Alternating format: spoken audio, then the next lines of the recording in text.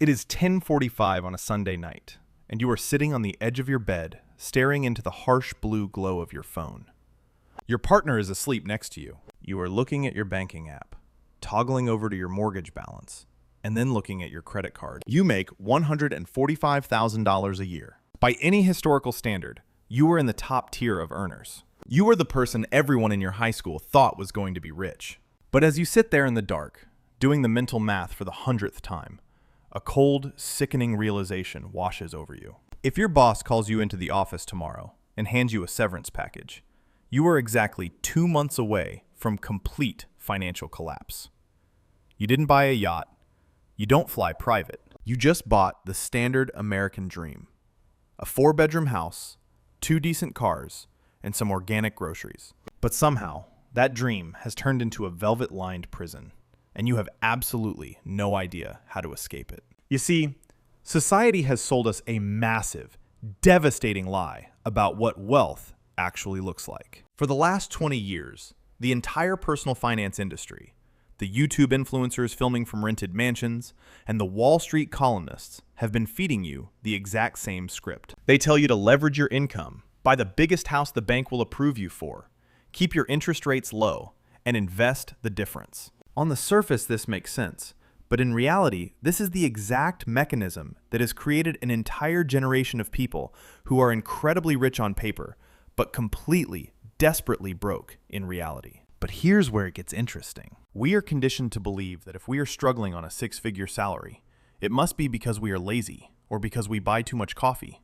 or because we haven't found the right side hustle yet. We feel this immense, crushing shame. What almost nobody realizes is that your anxiety is not a personal failure. It is a mathematical certainty. You have been playing a game where the rules were quietly changed while you were busy working. And the advice you are following was explicitly designed to keep you trapped on the treadmill. Let me tell you about 2 people I have worked with. We will call them Mark and Jennifer. They both live in the same suburban neighborhood outside of Chicago. They both make around $150,000 a year. And a few years ago, when interest rates were sitting at rock bottom, they both bought houses that cost around $500,000. If you drove past their houses, you wouldn't be able to tell them apart. But inside those walls, their lives are playing out on 2 completely different psychological planets. And it all comes down to a single, profound misunderstanding of what a mortgage actually is. When Mark bought his house, he locked in a 2.8% interest rate. He felt like a genius.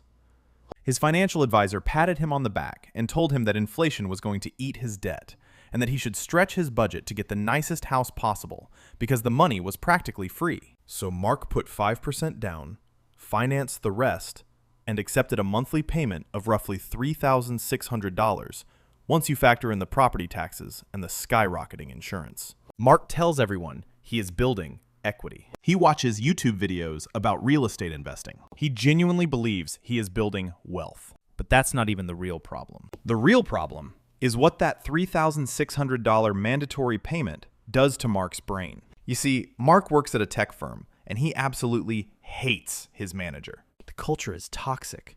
He works 60 hours a week, and his blood pressure is a mess. Every Sunday night, he has a knot in his stomach the size of a golf ball.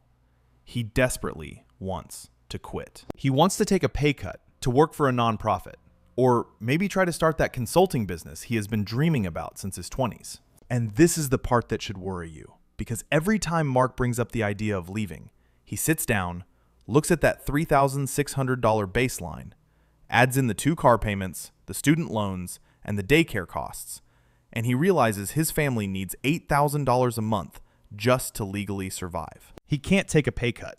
He can't take a risk. He can't even afford to take a 3-month sabbatical to rest his mind. Mark didn't realize this until it was too late.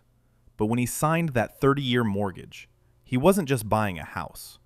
He was signing a 30-year forced employment contract. He traded his autonomy, his flexibility, and his actual freedom for a slightly nicer kitchen island. This is where everything starts to break for high earners. You are operating under the illusion that you are wealthy because your Zestimate keeps going up. But equity is an imaginary number until you sell the house. You can't buy groceries with equity. You can't use equity to buy back your time. You are sitting on $500,000 of net worth, but you are sweating bullets when the air conditioning breaks because your actual liquid cash flow is being strangled by your mandatory debt payments. You are suffering from high income poverty. Now, let's look at Jennifer. Jennifer makes the exact same money as Mark, but she made a decision that every financial guru on the internet would call mathematically stupid. When Jennifer bought her house, she didn't maximize her approval amount. She bought a smaller, slightly outdated house for $350,000. And instead of carrying the mortgage for 30 years to invest the difference in the stock market, Jennifer became absolutely, ruthlessly obsessed with destroying her debt. When her coworkers were leasing new BMWs to celebrate their promotions, Jennifer kept driving her 8-year-old Honda. When her friends were taking expensive trips to Tulum, Jennifer was quietly funneling every extra dollar she had into the principal of her mortgage. People told her she was wasting her potential. They pulled out compounding interest calculators to show her how much money she was losing by not putting that extra cash into an S&P 500 index fund. They treated her like she didn't understand basic math. But what almost nobody realizes is that the spreadsheet assumes you are a robot. The spreadsheet assumes you do not have cortisol pumping through your veins. The spreadsheet assumes you will never get sick, never get burned out, and never experience a massive, soul-crushing recession. Jennifer wasn't optimizing for maximum net worth on paper. She was optimizing for something far more valuable and far more dangerous to the system. She was optimizing for walkaway power. And this is where most people get it wrong. We are terrified of missing out on investment gains, so we keep the debt. But actual, peer-reviewed, psychological research shows that carrying high debt-to-asset ratios literally impairs your cognitive function. It lowers your effective IQ. It increases your blood pressure. You are walking around in a constant state of low-grade fight or flight, and you have been doing it for so long that you think it is just what being an adult feels like. When Jennifer finally sent that last payment to the bank, something happened that she couldn't have predicted from a spreadsheet. The silence in her life was deafening. Her mandatory living expenses dropped by nearly $2,500 a month. Suddenly, her median income felt like lottery money. She didn't need to earn $150,000 to survive anymore. She only needed about $4,000 a month to live beautifully. And the psychological shift was immediate. 2 months after she paid off the house, Jennifer's company announced a massive restructuring. The executives demanded that everyone return to the office 5 days a week and take on a 30% larger workload with no extra pay. Mark panicked. He complained bitterly at the water cooler, but he complied because he had to. He had the massive mortgage.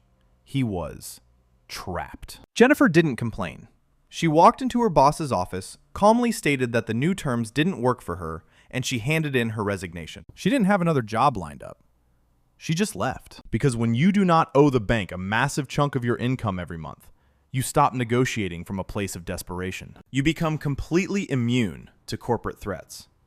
You reclaim your agency. I want you to think about the social comparison trap that is keeping you broke right now. You are logging onto YouTube or scrolling through your feeds, looking at the people pulling out of their driveways in $80,000 SUVs, and you are feeling this intense, painful sting of inadequacy. You feel like you are falling behind. But I need you to understand that you are comparing your behind-the-scenes reality to their highly curated, debt-funded highlight reel. I have sat across the desk from thousands of these people. I have seen their balance sheets. I can promise you, the guy with the massive house and the brand new boat is not sleeping at night. He is leveraging his entire future to fund his current ego. He is terrified that someone is going to find out he is a fraud.